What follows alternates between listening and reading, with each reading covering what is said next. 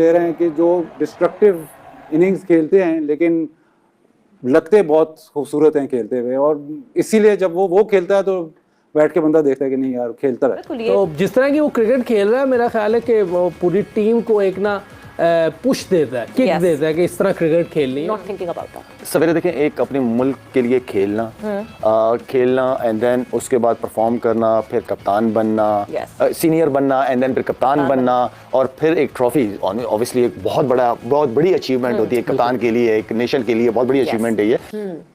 और उसने एक मारने के बाद ये नहीं कि वो बैक ऑफ करे, he just kept hitting him। उसने कोशिश की कि बस एक 2 ओवरों में जो गेम है ना उसको इतना बड़ा उस ओवर में डिफरेंस क्रिएट कर दिया। रोहित शर्मा की आप बात सुने, जब भी वो प्रेस कॉन्फ्रेंस जब कोहली से स्कोर नहीं हो रहा था तो वो सवाल करते थे जी कितना चांस देना, और तो वो कहते उसके बारे में पूछ रहे हो, वो इस तरह का जवाब देता था कि कोहली के बारे में ये बात कर रहे हैं।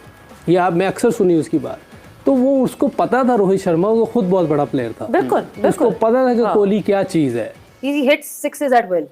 हाँ जी, वो ऐसे उनके लिए जैसे सिंगल लेते हैं बाकी बैटर्स, उनके लिए जो एंड की रोहित ऐसा नहीं नज़र आता कि हर गेंद को मारने जा रहे हैं और मार धाड़ कर रहे हैं, बड़ा कूल एंड काम नज़र आते हैं, बड़ी क्लीन एंड नीट हिटिंग करते हैं, लेकिन एक दफ़ा मोमेंटम अप कर देते हैं, रिस्क भी होते होंगे उसके अंदर, लेकिन ऐसा बज़ाहिर नज़र नहीं आता। देखिए जिस तरह की इनिंग वो खेलता है, और वो क्योंकि प्रॉपर प्लेयर है, और उसकी अगर आप हुक पुल देखें तो मेरा ख्याल है कि इन दिनों ये हम दिखा रहे हैं, ये चेक कीजिएगा, इतनी अच्छी हुक पुल कोई नहीं करता ये चेक। हालांकि अगली टांग पे होता है, ये मुश्किल होता है जी, लेकिन ये पता नहीं क्या करता है कि उठा देता है आगे से। देखिए कहाँ से उठाया, एक्सटेंड हो रहे हैं उसके हाथ, एक्सटेंड हो रहे हैं। सबसे अच्छी बात ये है, अगर हाथ एक्सटेंड ना हो तो ये कैच हो जाए। ओके, तो ये स्टांस है इनका, न्यूट्रल स्टांस, और अब पुल की तरफ जाएंगे। अभी भी देखिएगा, इतनी लंबी टांग से पुल मारना आसान नहीं है। ओके, देखिए ये देखिए हाथ पूरे खुल जाते हैं, उसे एक्सटेंड कर लेता है। यामिन भाई, यूसुफ से एक सवाल पूछ सकता हूँ? यूसुफ, अगर ये जिस तरह पाँव आगे बेंड, जिस तरह आप कह रहे हो कि ये मुश्किल शॉट होता है मारना, अगर यही ऑस्ट्रेलियन और साउथ अफ्रीकन पिचेस होती तो क्या ये आगे पाँव पे मारते, पीछे जाता? पीछे जाना चाहिए वहाँ, लेकिन अगर इसकी ये प्रैक्टिस है, जिस तरह वो आगे से ले लेता है बॉल को, आगे से ले लेता है, अगर उधर भी ले ले तो मार सकता है, लेकिन टफ होता है क्योंकि उधर थोड़ा बाउंस होता है, तेज आता है बनिस्बत यहाँ से। लेकिन इतनी लंबी टांग पे पुल और हुक करना ऐसे, और वो छक्का होना, इसका इसकी प्रैक्टिस बहुत है। देखे ना उसके पूरे हाथ खुल जाते हैं, वो ऐसे नहीं होते, ऐसे हो तो फिर चांस आउट होने, ये हाथ खुल जाते हैं उसके। तो जिस तरह की वो क्रिकेट खेल रहा है, मेरा ख्याल है कि वो पूरी टीम को एक ना पुश देता है, किक देता है कि इस तरह क्रिकेट खेलनी है। ठीक है, वो कोहली जब भी आया वो जरा आराम से खेलता है, 90-80 के स्ट्राइक रेट से खेलता है, लेकिन बाकी सारे उस पेस को लेके चल रहे होते हैं, जिस पेस पे उनकी बात हुई होगी टीम मीटिंग में, कोच से, कप्तान से, सब ने मिल के जो प्लान किया होगा, बाकी सब वैसे पेस लेके चलते हैं, और उसको टून को सेट करता है रोहित। बिल्कुल, जब भी आया बैटिंग करने वो ऐसा सेटअप करके जाता है कि पूरी टीम उसके पीछे चल रही होती है, और कमाल खेल रहा है। मेरा मकसद है कि जिस तरह की क्रिकेट खेल रहा है वो उसने सही लीड किया है अपनी टीम को। बिल्कुल, सही मानो, बड़ा क्लैरिटी और बड़ा फोकस लाला इस बात का है कि जब ये वर्ल्ड कप शुरू हो रहा था तो एक प्रेस कॉन्फ्रेंस की थी रोहित शर्मा ने, और इस प्रेस कॉन्फ्रेंस में ये कहा था कि आप इतने साल जब खेलते हैं ना, तो कहीं ना कहीं आप अपनी कैबिनेट में देखते हैं कि एक ट्रॉफी जरूर होनी चाहिए, क्योंकि ये this would be supposedly the last world cup for Rohit Sharma. Age is not on his favour, fitness भी नहीं इतना ज्यादा, शायद विराट कोहली फिर पुश कर जाए खेलने के लिए, बट रोहित शर्मा के लिए मुश्किल है। तो एक ये जो क्लैरिटी और डेडिकेशन है वो बहुत ज्यादा वाज़ेह है, स्पेशली इस वर्ल्ड कप में तो बहुत ही ज्यादा वाज़ेह। He is not thinking about his 100s, पिछले में 500 बनाए थे, इसमें he is not thinking about that. सवेरे देखें, एक अपने मुल्क के लिए खेलना एंड देन उसके बाद परफॉर्म करना, फिर कप्तान बनना, सीनियर बनना एंड देन फिर कप्तान बनना, और फिर एक ट्रॉफी ऑब्वियसली एक बहुत बड़ी अचीवमेंट होती है कप्तान के लिए, एक नेशन के लिए बहुत बड़ी अचीवमेंट है ये। जिस तरह की क्रिकेट वो खुद खेल रहा है, ये टीम को लेके चल रहा है, तो आई मीन कि ये ट्रॉफी सिर्फ इसकी नहीं होगी, रोहित की नहीं होगी, ये पूरी इंडियन टीम, पूरी नेशन की होती है। तो देखिए बिल्कुल। और 2007 वो वर्ल्ड कप था जिसमें पाकिस्तान और इंडिया दोनों लीग मैचेस से बाहर हुए थे। वहाँ से हमने एक टर्न अराउंड देखा इंडिया की टीम ने, 2011 में वर्ल्ड कप जीत लिया उन्होंने, और जहाँ एक वो बात आई कि नहीं जी फास्ट बॉलर्स नहीं आते, स्पिनर्स पे डिमांड है और बैटर्स तो ज़बरदस्त होते हैं, सो फास्ट बॉलर्स के लिए एक खास अकेडमी बनाई गई। उस अकेडमी में पहले एक फॉरेन कोच को ला के रखा गया, उस फॉरेन कोच ने उसमें काम किया, अब उस अकेडमी में लोकल कोचेस काम करते हैं, एंड अब फास्ट बॉलर्स की भरमार देखें आप इंडिया में। बिल्कुल ठीक है, जैसे शाहिद ने कहा है, उन्होंने बहुत इन्वेस्टमेंट की है, प्लान्स किए हैं। आप देखें डेनिस लिली को उन्होंने मेरा ख्याल 6, 7, 8 साल MRF की जो एक अकेडमी थी उसमें रखा हुआ था, and I am a witness for that. Actually मैं उधर ही था तब, वो IPL में ना, दिल्ली डेयरडेविल के साथ एग्जैक्टली उधर इन्होंने देखा जितने भी इनके यंग फास्ट बॉलर होते थे ना, वो उसके पास, डेनिस लीली के पास ऑफ सीजन भेजते थे। इन्होंने 2-3 काम बड़े तगड़े किए हैं। इन्होंने प्लेयरों को पैसा दिया, डोमेस्टिक क्रिकेट को पैसा इतना दिया कि वो अपना अच्छी लिविंग के साथ जिंदगी गुजार सकते हैं, उनकी फैमिली अच्छी लिविंग के साथ जिंदगी गुजार सकते हैं। उन्होंने क्या किया कि जी all the leagues are stop, ban, बंद। 4 डे क्रिकेट उन्होंने सारे इंडियन बैट्समैन, पुजारा भी, आपका ये जो चौथे नंबर पे खेलता है, क्या नाम है उसका, यूसुफ, जो छोटे से कद का वाइस कैप्टन, रहाने, वो हैम्पशायर से खेलता है, पुजारा ससेक्स से खेलता है। जिसको मौका मिलता है 4 डे क्रिकेट वो खेलते हैं। 1 डे का कोई ब्लास्ट हो, 2020 ब्लास्ट हो या हंड्रेड्स हो या कोई क्रिकेट दुनिया की बिग बैश हो, कोई नहीं खेलते। पता क्यों? वो अपने 4 डे क्रिकेट अपने यंग जितने भी सीनियर प्लेयर हैं उनके डोमेस्टिक क्रिकेट खेलते हैं, और वो डोमेस्टिक क्रिकेट खेल के अपने यंगस्टर से, जैसे शायद कहता है कि जब आपके बड़े प्लेयर ड्रेस रूम शेयर करेंगे फर्स्ट क्लास क्रिकेट में आके, उनकी क्रिकेट भी इंप्रूव होगी। इन्होंने 2-3 काम बड़े तगड़े किए हैं। इन्होंने फाइनेंशियली अपने प्लेयरों को तगड़ा किया है डोमेस्टिक के, और इन्होंने अपने प्लेयर को बैन किया है कि नहीं भाई, you are not supposed to allowed any playing any league, concentrate on IPL and you get lots of money, but concentrate winning matches for India, and results speaks themselves today. Results बात कर रहे हैं। अच्छा, मैं यूसुफ आपके जाने बढ़ूँ, लेकिन लाला एक कमेंट, रोहित के क्रेडिट की हम बात करें एज ए कैप्टन, एक और क्रेडिट क्या हम मानते हैं इस बात को कि क्रेडिट ये भी ज़्यादा है क्योंकि जिस तरीके से विराट की कैप्टनसी गई और उसके बाद टीम के अंदर बहुत सारे मसाइल पैदा हो सकते थे, लेकिन जिस तरीके से विराट को साथ लेकर चला रोहित, नए लड़कों को, सीनियर्स को साथ लेकर चला, और वो कैप्टनसी की लड़ाई नहीं छिड़ने दी, वो जंग नहीं छिड़ने दी, टीम का माहौल बड़ा ज़बरदस्त नजर आता है। ज़ाहिर कि सब लोग एक मकसद के लिए खेल रहे हैं। इश्यूज आ रहे थे, इश्यूज हुए थे, लेकिन क्योंकि बड़े तगड़े थे, उन्होंने तगड़े डिसीजंस लिए, उन्होंने मैनेज किए चीज़ें, उन्हें आती हैं मैनेज करना। जब आप प्रोफेशनल तरीके से लेके चलते हैं ना, और आप अपने डोमेन में रह के अपने काम पे फोकस करते हैं बनिस्बत दूसरे के काम में, तो चीज़ें सब होती हैं। आप जब रिस्पॉन्सिबिलिटी देते हैं तो उसको पूरी अथॉरिटी भी देते हैं, ठीक है ना। हमारे यहाँ ऐसा चक्कर नहीं है। हमें अपना काम के बजाय दूसरे का काम नजर आ रहा होता है। हमारी प्रॉब्लम ये है, हम अपने काम के जवाब दे के बजाय दूसरे के कामों के अंदर हम दखल अंदाजी करना शुरू कर देते हैं। ये सबसे बड़ी प्रॉब्लम है। यार, आपको जो काम दिया आप उसी डोमेन में रह के करो ना आप सारे काम। हमें दूसरों के कामों का इशू क्यों है? हम अपने काम के जवाब दे क्यों नहीं है? और होना चाहिए मैं अपने काम के जवाब देना। It's all about senior management. उन्होंने काफी जबरदस्त तरीके से चीजों को लेके चले, वो बहुत प्रोफेशनल हो गए हैं जी इन मामलों में। मतलब ऐसा तो नहीं होगा कि दिल में जो आ जाती है रिफ्ट तो हो जाती है। ऐसा नहीं होगा कि नहीं जी अब जो है शायद रोहित या विराट बहुत बडीज हो गए होंगे या कुछ हो गए होंगे, कहीं होगा एक ना एक। मगर वही जिस तरह उसको मैनेज किया गया यूसुफ, शायद बड़ों का काम इतना इंपॉर्टेंट था। जिस तरह मैं सौरव गांगुली की भी पहले भी इस शो में एग्जांपल दी थी, बीसीसीआई के साथ उनका वो नहीं किया, रिन्यू नहीं किया उनका, जिस तरह अग्रीमेंट जो भी था वो नहीं, कॉन्ट्रैक्ट को आगे बढ़ाया। रॉजर बिनी आ गए, रवि शास्त्री का इशू हो गया था विराट कोहली के साथ।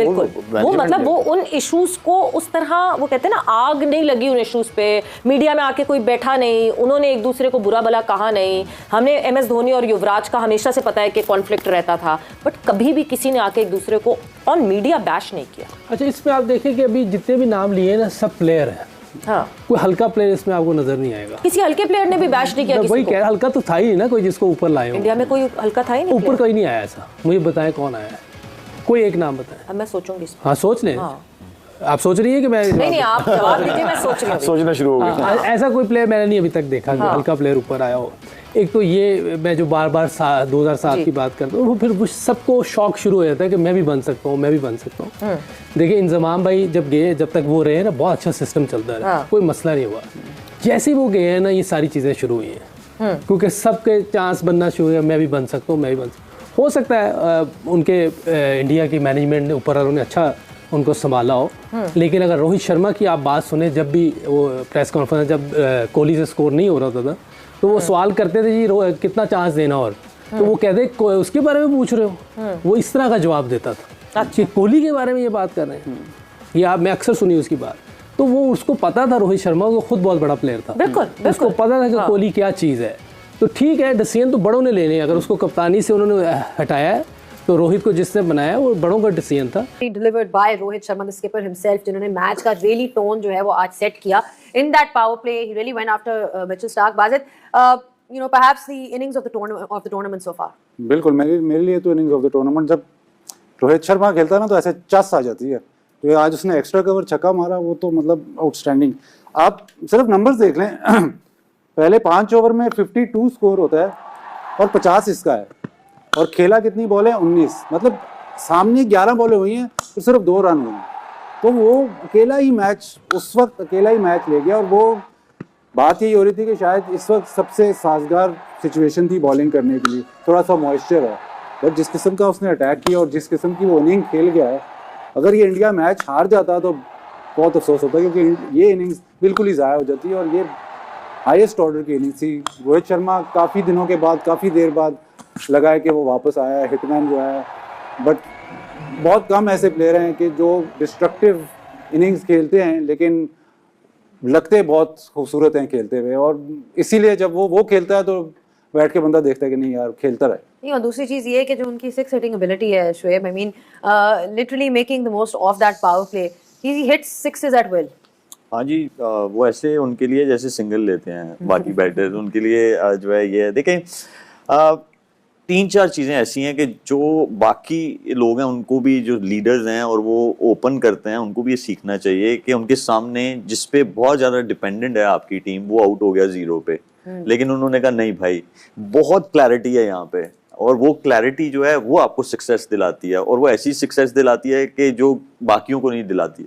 तो इसीलिए he is very clear in his head कि that's how I am gonna play, और वो आज उन्होंने दिखाया भी कि मैं खेलूंगा। उनको पता था कि ये ऐसा वेन्यू है, यहाँ पे हाई स्कोरिंग जो है वो मैचेस हो रहे हैं, और जल्दी से अडेप्ट की चीज़ें, ये बड़ा इंपॉर्टेंट होता है कि आप अडेप्ट करें। कि जहाँ पे अब वो जैसे न्यूयॉर्क में थे, वो टफ थी, फिर उसके बाद उनका फर्स्ट मैच था यहाँ इंडिया का सेंट लूसिया में। पिछले प्रीवियस टूर्स में वो जरूर खेले होंगे, लेकिन इस वर्ल्ड T20 का फर्स्ट मैच था। He assessed the conditions and he played accordingly. That's true. It was, I mean, conditions were made for him as well.